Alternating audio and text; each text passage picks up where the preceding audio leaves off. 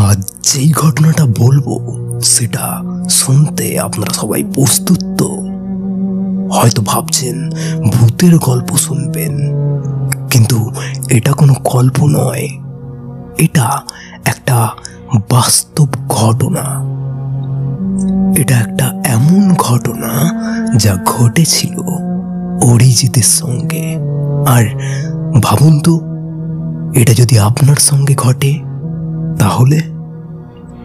অরিজিৎ কলকাতায় পড়াশোনা করত, হোস্টেলেই থাকতো। বহুদিন পর একটা ছুটি পেয়েছিল, তাই বাড়ি ফিরছিল। ট্রেন থেকে নেমে যখন বাস স্ট্যান্ডে পৌঁছালো তখন প্রায় 10টা বেজে গিয়েছে। কিন্তু বাস স্ট্যান্ডে এসে দেখে আশেপাশে কোনো বাস নেই, একটা ট্যাক্সিও নেই এবং রিক্সাও নেই। তার বাড়ি বাস স্ট্যান্ড থেকে খুব একটা বেশি দূর নয়, হাঁটলে 20 থেকে 25 মিনিটের পথ। তাই আর অপেক্ষা না করে মোবাইলে টর্চ জ্বালিয়ে আর কানে হেডফোন দিয়ে গান চালিয়ে হাঁটা শুরু করলো সে। শীতের রাত, কুয়াশায় চারিপাশ আবছা, গাছপালার ফাঁক দিয়ে হালকা হালকা আলো এসে পড়েছে। তবুও অন্ধকারটা যেন আরো ঘন হয়ে আছে। চারপাশ একদম নিস্তব্ধ। কোথাও দূরে একটা কুকুর ডাকছিল, আর মাঝে মাঝে পাতার মচমচ শব্দ হচ্ছিল, যেন কেউ ওর আশেপাশে হাঁটছে। কয়েক মিনিট হাঁটার পর সে 3 রাস্তার মোড়ে এসে পৌঁছায়।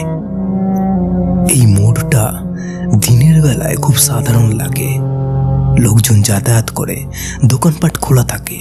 কিন্তু রাত হলেই জায়গাটা কেমন যেন বদলে যায়। এখানে দাঁড়ালে মনে হয় যে কেউ যেন দূর থেকে তাকিয়ে আছে। একটা অদ্ভুত অনুভূতি হয় এই জায়গাটায়। অরিজিৎ হাঁটতে হাঁটতে মোড়টা পেরিয়ে যাওয়ার সময় হঠাৎ তার নজরে পড়ে রাস্তার ঠিক মাঝখানে একটা খাটিয়া পড়ে আছে, একটা লাশের খাটিয়া, সাদা কাপড়ে ঢাকা। মনে হচ্ছিল কেউ যেন লাশটাকে এখানে ফেলে রেখে গেছে। এই দৃশ্য দেখেই অরিজিতের পুরো শরীর ঠান্ডা হয়ে যায়, হাত পা অবশ হতে শুরু করলো। এত রাতে এখানে একটা লাশ কেন? কেউ কি কোথাও নিয়ে যাচ্ছিল? আর পথে কি রেখে গেছে? কিন্তু আশেপাশে তো কেউ নেই। ভয়ের মাঝেও সে সাহস করে ধীরে ধীরে খাটিয়াটার দিকে এগিয়ে যায়। মোবাইলের টর্চটা খানিকটা উঁচু করে খাটিয়ার দিকে তাকাতেই তার মাথা ঘুরে যায়।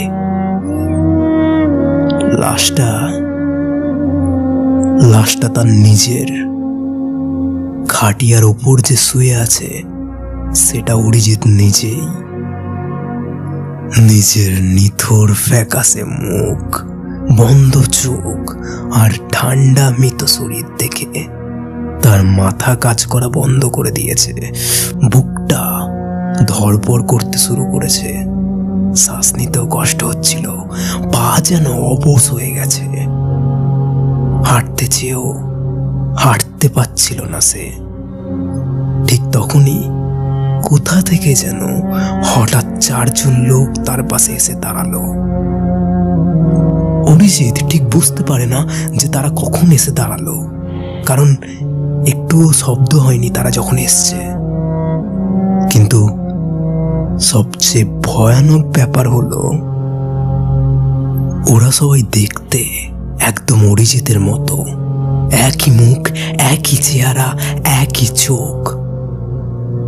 সাদা আলখাল্লা পরা 4 জন স্থির হয়ে তাকিয়ে আছে ওর দিকে।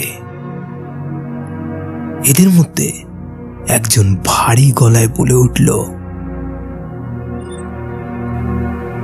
আর কদিন পর তুইও একদম এভাবেই শুয়ে থাকবি, কারণ তুই তো বাইক অ্যাক্সিডেন্টে মারা যাবি। এই কথা শোনা মাত্রই বাকি তিনজন একসঙ্গে বলে উঠল, তুই তো বাইক অ্যাক্সিডেন্টে মরে যাবি।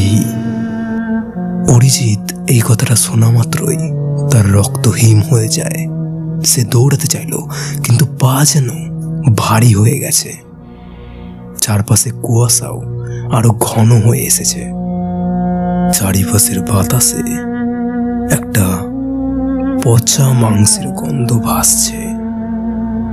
ঠিক তখনই মাথার পেছন থেকে কেউ একজন প্রচন্ড জোরে আঘাত করলো অরিজিতের মাথায়। পরের দিন ভোরে ফজরের নামাজ পড়তে বের হওয়া কয়েকজন গ্রামবাসী রাস্তার পাশে অরিজিৎকে অজ্ঞান অবস্থায় পড়ে থাকতে দেখে এবং তারাই তার মুখে জল ছিটিয়ে তার জ্ঞান ফিরিয়ে আনে।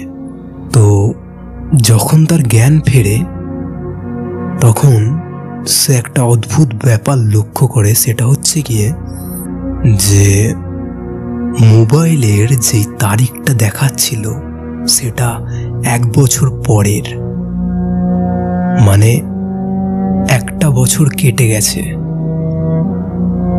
অরিজিৎ তো আগের রাতেই হোস্টেল থেকে বেরিয়েছিল, তাহলে 1 বছর কিভাবে কেটে গেল?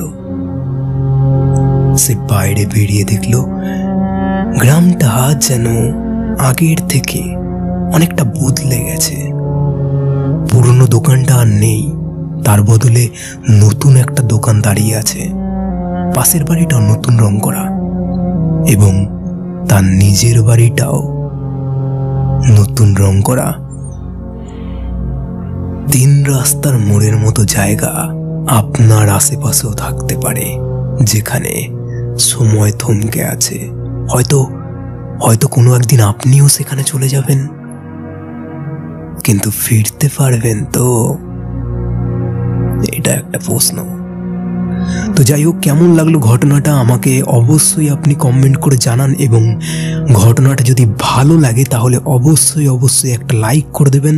এবং আমার এই চ্যানেলে যদি আপনি নতুন হয়ে থাকেন তাহলে প্লিজ এখনই চ্যানেলটিকে আপনি সাবস্ক্রাইব করে নিন এরকম ঘটনা শুনবার জন্য। ধন্যবাদ। আমি আবারও আসবো একটা নতুন ঘটনার সাথে। ততক্ষণের জন্য টাটা।